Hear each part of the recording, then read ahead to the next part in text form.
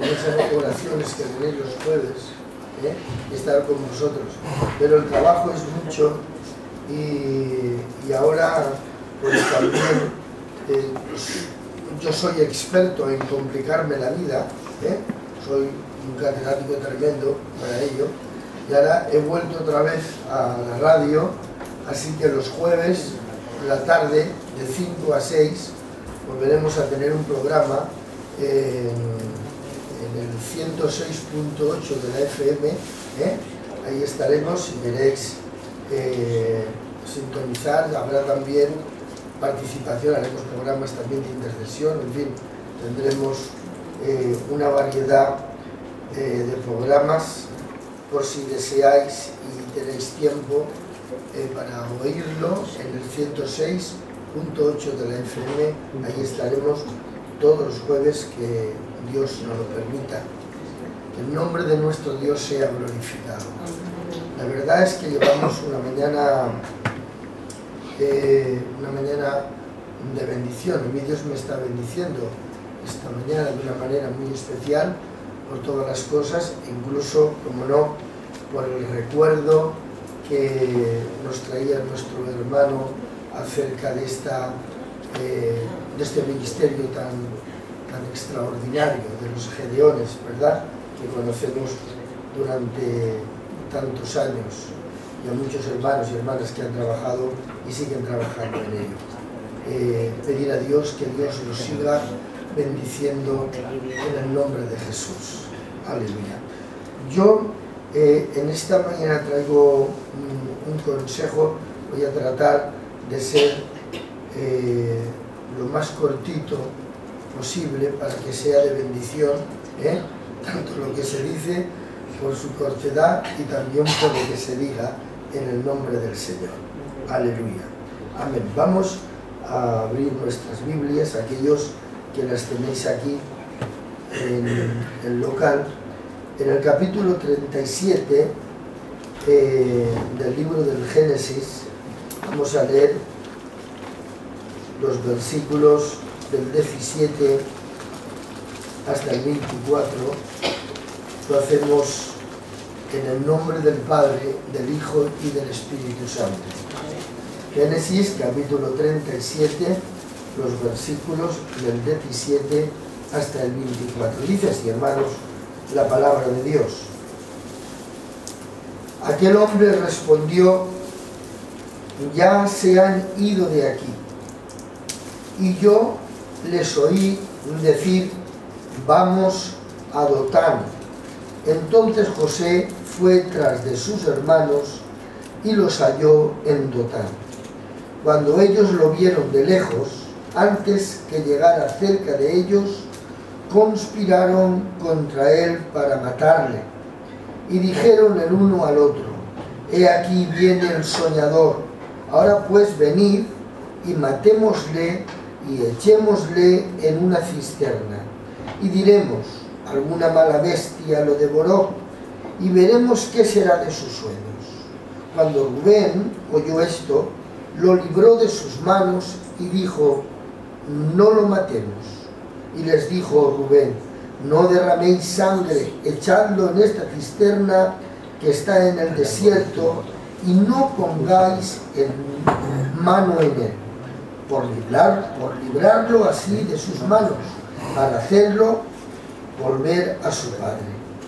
Sucedió pues que cuando llegó José a sus hermanos, ellos quitaron a José su túnica, la túnica de colores que tenía sobre sí, y le tomaron y le echaron en la cisterna, pero la cisterna estaba vacía, no había en ella agua.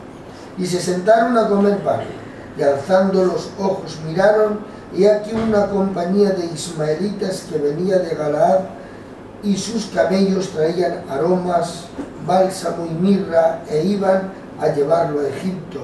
Entonces Judá dijo a sus hermanos: ¿qué provecho hay en que matemos a nuestro hermano y encubramos su muerte? Venid y vendámosle a los ismaelitas, y no sea nuestra mano sobre él, porque él es nuestro hermano, nuestra propia carne, y sus hermanos convinieron con él. Y cuando pasaban los madianitas mercaderes, sacaron ellos a José de la cisterna y le trajeron arriba. Y le vendieron a los ismaelitas por 20 piezas de plata. Y llevaron a José a Egipto. Después Rubén volvió a la cisterna y no halló a José dentro y rasgó sus vestidos. Amén. Que Dios añada bendición a su palabra y nos bendiga en esta mañana, en el nombre de Jesús. Amén. Hacemos una oración, por favor, al Señor, en el nombre de Jesucristo.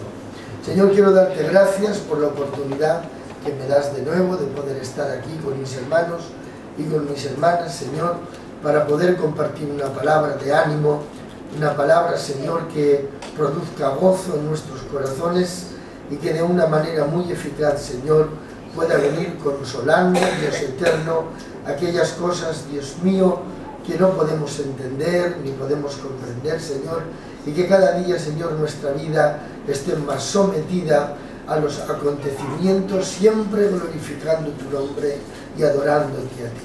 Gracias, Dios mío, por los caminos que otros siervos y siervas han hecho antes y que en ellos hemos visto tu testimonio obrando en ellos, y esto hace que nuestra fe, Señor, aleluya, se enriquezca y que esperemos en ti, Señor, porque quien espera en ti siempre va a encontrar la salida a cualquier cosa que le ocurra, Padre.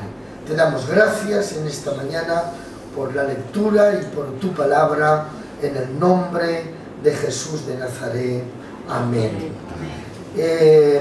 La verdad es que la historia de José es una historia que nosotros no nos cansamos ni de leerla, ni nos cansamos de buscar siempre algo en ella que de alguna manera siempre nos sirva de aprendizaje para nuestra vida cristiana. En esta ocasión, hermanos, quisiera hablarles acerca del despropósito que imaginó. Él tenía un buen propósito, pero era verdaderamente un gran despropósito el que Rubén quiso hacer con José. La intención era verdaderamente extraordinaria, pero era un despropósito. Dense cuenta, la idea de Rubén era hacer volver a José donde realmente José se encontraba extraordinariamente bien. O sea, tenía el arropo no de sus hermanos, pero sí de su padre. Era de algún modo, siendo el más pequeño o uno de los más pequeños de los hijos de Jacob, que estaba muy bien cuidado, incluso estaba como con esa túnica que le hizo su padre, estaba hasta distinguido dentro del propio hogar. Aquello le causó problemas, aquello le causó problemas, el tener esa distinción. A veces deseamos resaltar entre medio del grupo, pero debemos de esperar también el problema cuando empecemos a salirnos un poquitín de lo que es la media de la gente cristiana en la que nos movemos. Debemos de esperar también algo que pueda venir doloroso. Quería de alguna manera Rubén librarle de la mano de sus hermanos, así que lo dejó, propuso el que se dejase allí en la cisterna con la idea de hacerle volver al cobijo, al calor del hogar, al cuidado de su padre. Sin embargo, Dios tenía, como 13 años más tarde, él se dará cuenta, un propósito muy grande. Yo, mientras estábamos esta mañana adorando y glorificando al Señor, estaba pensando, queridos hermanos, de qué manera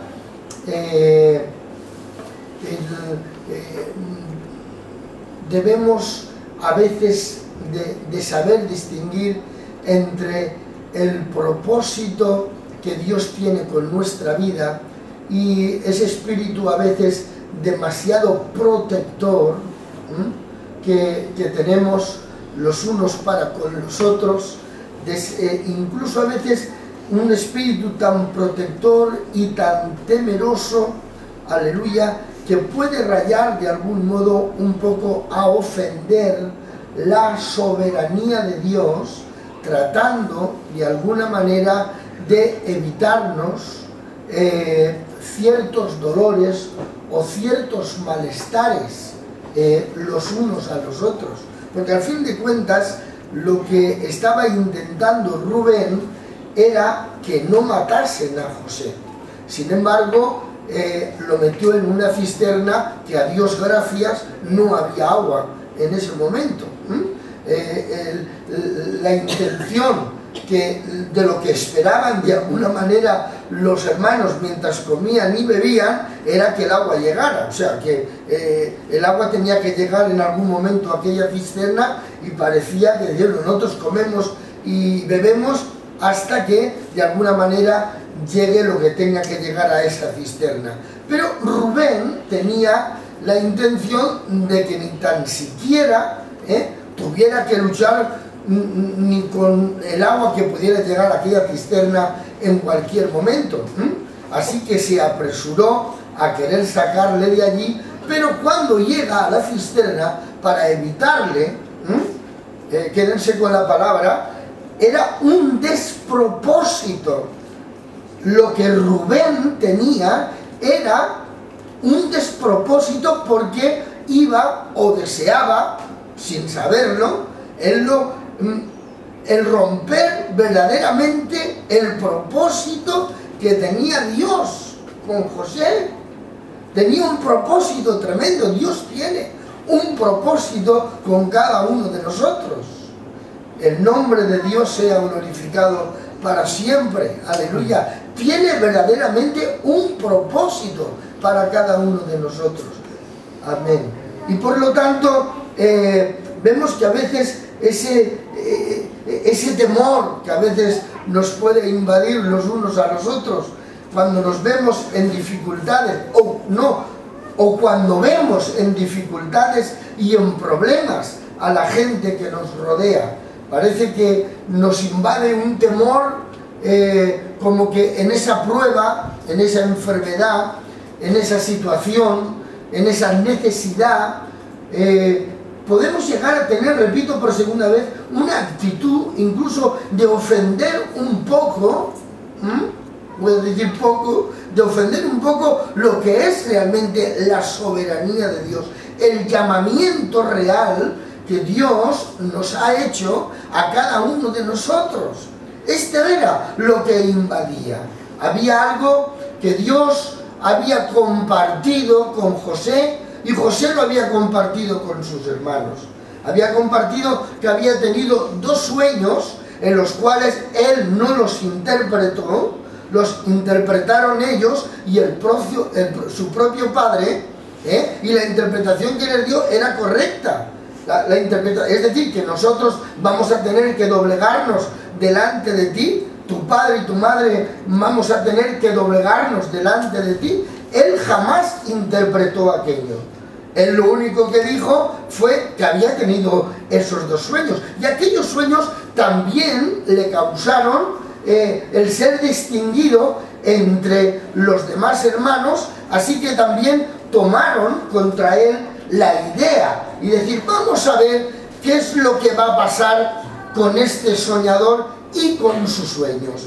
Vamos a venderle, vamos a matarle, en fin, tenían el propósito de que los sueños realmente no se cumpliesen, a ver si realmente eran de Dios aquellos sueños. Y me ha llamado mucho la atención de qué manera tan extraordinaria, hermanos, empezó el primer encarcelamiento, el primer sufrimiento de José en aquella cisterna. Pero bueno, estando en aquella cisterna, pareciera como que ahí la Escritura no nos está hablando ni que tuviera temor, ni que tuviera miedo, ni habla absolutamente, guarda un silencio, el secreto de Dios en cuanto a lo que estaba ocurriendo dentro del corazón de José. Es un secreto que Dios no ha desvelado en la Escritura, ni sus pensamientos, ni sus intenciones, ni sus emociones, ni absolutamente nada de lo que estaba ocurriendo dentro de la vida de aquel jovencito con 17 años metido en aquella cisterna. De momento ve que la cisterna se abre, amén, y lo sacan de allí, pero no es Rubén el que lo está sacando, son sus hermanos,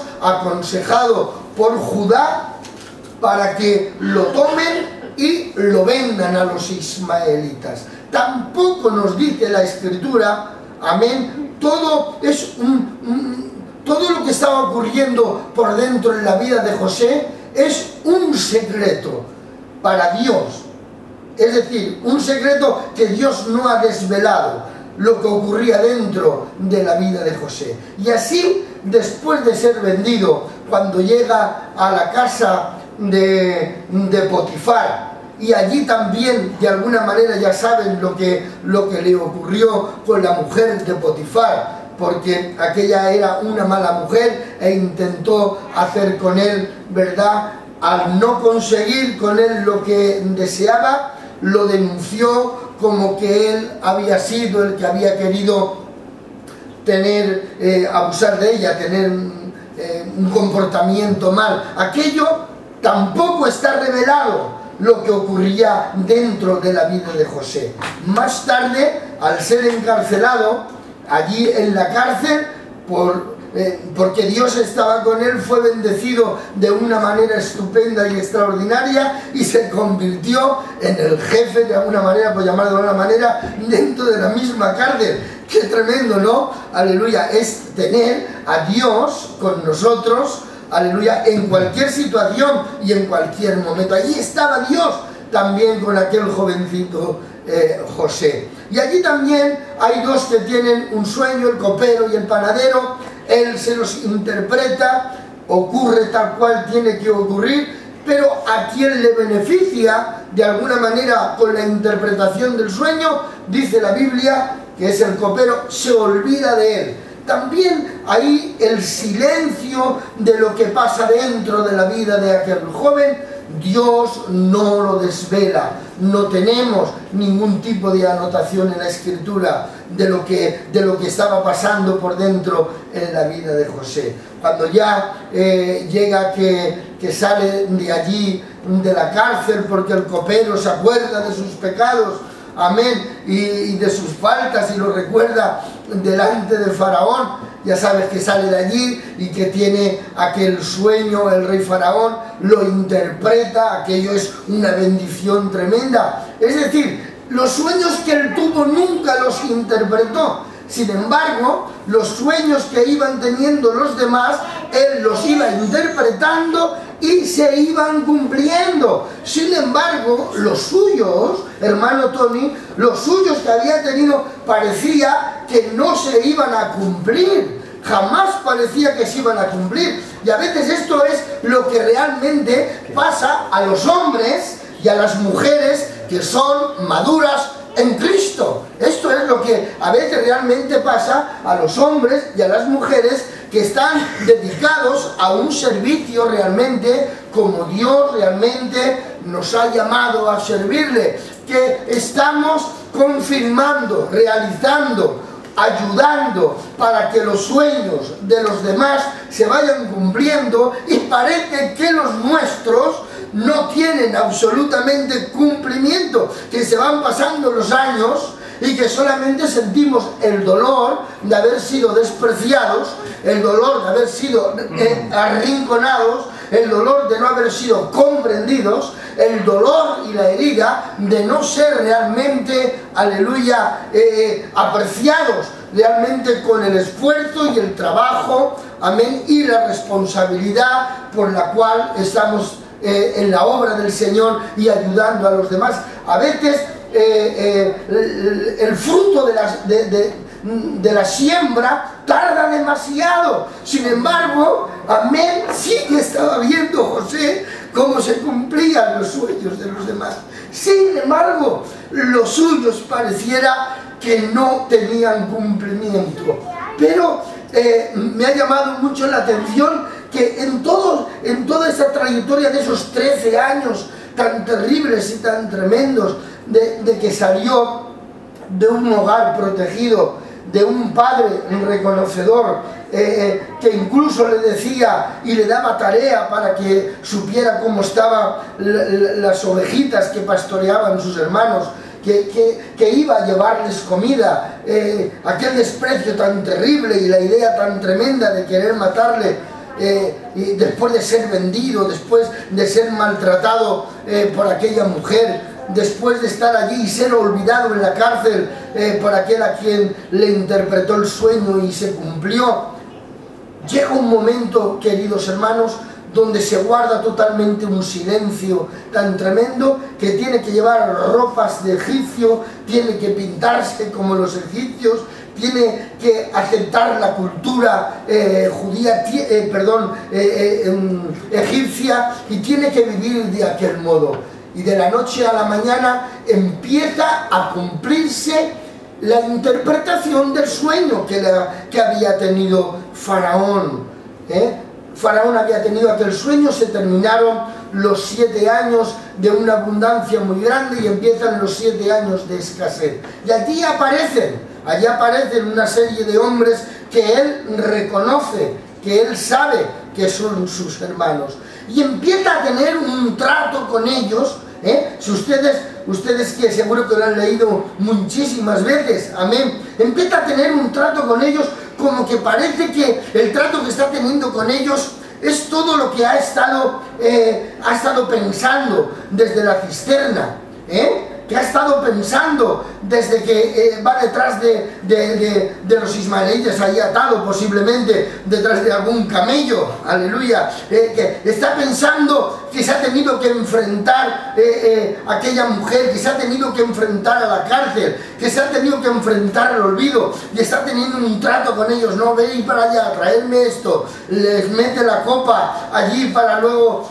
meterles temor, meterles miedo. Pareciera como que le está viniendo a memoria todo aquello que realmente han hecho con él. Qué mala situación, qué mal debe de pasarlo, aleluya, el hombre y la mujer que realmente, amén, se está alimentando de las heridas y no se alimenta realmente del Espíritu Santo. Qué terrible es estar en el camino del Señor, amén, y llevar una vida de algún modo aparentemente bastante cristiana, pero estar alimentando en el interior de la propia vida, aleluya, las heridas que a lo largo de nuestra vida cristiana hayan podido hacernos, porque realmente la vida cristiana, amén, tiene esa parte que es importantísima. Esa parte es muy, pero que muy importante en nuestra vida. ¿Quién podemos decir quién me puede contradecir, aleluya, que José en ese trato con ellos no estaba? Porque no nos dice la Escritura, no nos dice la Escritura que José, llorase en la cisterna. No nos dice la Escritura que llorase cuando Potifar empezó a decirle: eres un adúltero y mira lo que has querido hacer con mi mujer, que te he dejado mi casa y he confiado en ti. No dice que llorara, no, ahí no lloró. No dice la Escritura que llorara en ninguna parte, aleluya, de todo el procedimiento de su formación a lo largo de los 13 años. Sin embargo, cuando ya ha tratado con sus hermanos, cuando ya les ve el temor que tienen, cuando ya parece que se ven encarcelados, dice la palabra de Dios que hizo salir absolutamente a todos ya en la última escena prácticamente del capítulo, y dice la Escritura, hermanos, que empezó a llorar y empezó a llorar, que se enteró la casa de Faraón de aquellos lloros, se enteró absolutamente, hermanos, todo Egipto de que José el gobernador estaba llorando y no conocían la causa por la que estaban llorando. ¿Saben ustedes? Permítanme una aplicación, una interpretación para nosotros. Estaba llorando porque estaba viendo el cumplimiento, aleluya, de los sueños, de la visión que Dios le había dado. No valía la pena llorar en la cisterna, porque Dios no le había hablado, aleluya, que aquello era realmente la bendición para él. No, tampoco lloró por vencer a la adúltera, ni tampoco lloró, aleluya, por ser el jefe de la cárcel, ni tampoco lloró, queridos hermanos, amén, cuando se le insultó o se le olvidó. Ahora era el momento del gozo y de la alegría. Ahora era el momento de derramar lágrimas realmente, porque el Dios que le llamó 13 años antes, ahora estaba justificándole. Se acerca el día de tu justificación, se acerca el día de que toda tu entrega, de que todo tu sufrimiento, de que todas tus heridas, de que todas tus necesidades, de que toda tu paciencia va a encontrar el apoyo y el aplauso de Dios y el reconocimiento. Por ello, en el nombre bendito de Jesucristo, aleluya, les exhorto con el amor de Dios a que perseveren en el camino del Señor, porque lo que hoy estamos venciendo, o hoy donde nos encontramos, o como decía el apóstol San Pablo, no se puede comparar, aleluya, la tribulación del presente, amén, con la gloria que nos espera, porque hay un gran peso de gloria sobre aquellos. Dice, hermanos, en uno de los salmos, dice, hermanos, que cuando vamos a ver al Señor va a ser como los que despiertan de un sueño. Aleluya, gloria al Señor, amén. Y dentro de nada vamos a ser despertados de este sueño. Yo digo más, un sueño es una pesadilla, pero bueno, muy pronto vamos a despertar de esta pesadilla y nos vamos a encontrar con la realidad. El nombre del Señor sea glorificado para siempre. Amén. Levantaos, soy vuestro hermano José. Aquellos dijeron, ahora nos extermina, pero se encontraron. Y el verso, hermanos, para terminar, que la verdad es que me encanta este verso, en el capítulo 45 de este mismo bendito libro de Génesis. Dice, vamos a leerlo en un minuto. No podía ya José contenerse delante de todos los que estaban al lado suyo y clamó, hacer salir de mi presencia a todos. Y no quedó nadie con él al darse a conocer José a sus hermanos. Entonces se dio a llorar a gritos, santo Dios. Y oyeron los egipcios, y oyó también la casa de Faraón. Y dijo José a sus hermanos, yo soy José. ¿Vive aún mi padre? Y sus hermanos no pudieron responderle porque estaban turbados delante de él. Entonces dijo José a sus hermanos, acercaos ahora a mí. Y ellos se acercaron, y él le dijo, yo soy José, vuestro hermano, el que vendisteis para Egipto. Ahora pues, no os entristezcáis, ni os pese de haberme vendido acá, porque para perseveración de vida me envió Dios delante de vosotros, pues ya ha habido 2 años de hambre en medio de la tierra, y aún quedan 5 años en los cuales ni habrá arada ni siega, y Dios me envió delante de vosotros para preservaros posteridad sobre la tierra y para daros vida por medio de gran liberación. Amén. La verdad, hermanos, es que es tremendo. Aleluya. Reconocer esos 13 años tan terribles y tan tremendos. Permitidme la palabrita. Hermanicos míos. Amén. Amén. Hermanicos míos, soy vuestro hermanico José. Amén. No os preocupéis, estéis tranquilos, que me ha enviado Dios aquí, para que vosotros queréis matarme. Vosotros queríais matarme, pero yo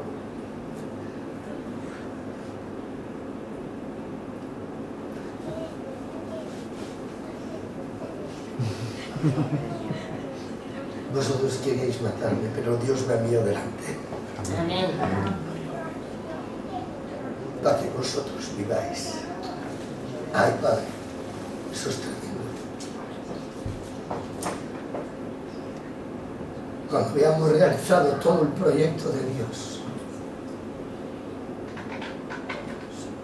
se han cumplido 42 años de ministerio. Bueno, mañana se cumple. Y 60 que he cumplido el 23 de febrero. Y la verdad es que ha habido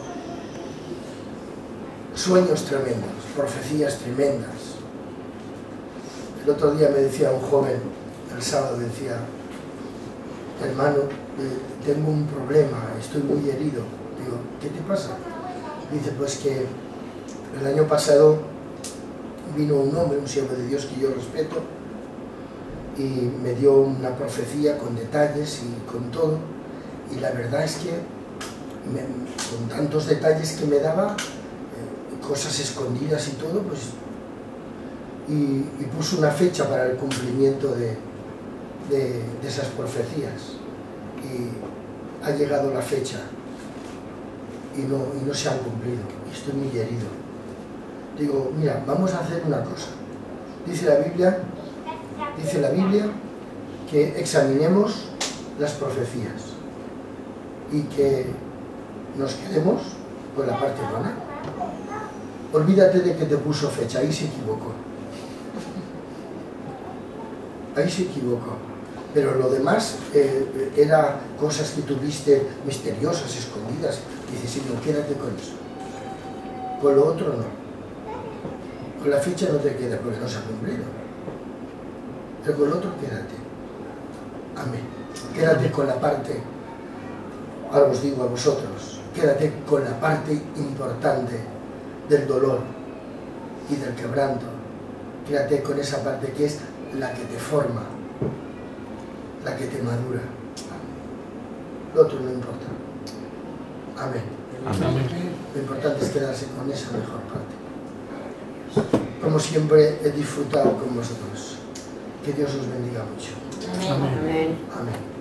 Hasta que nos volvamos a ver otra vez. Aleluya. Que Dios os guarde.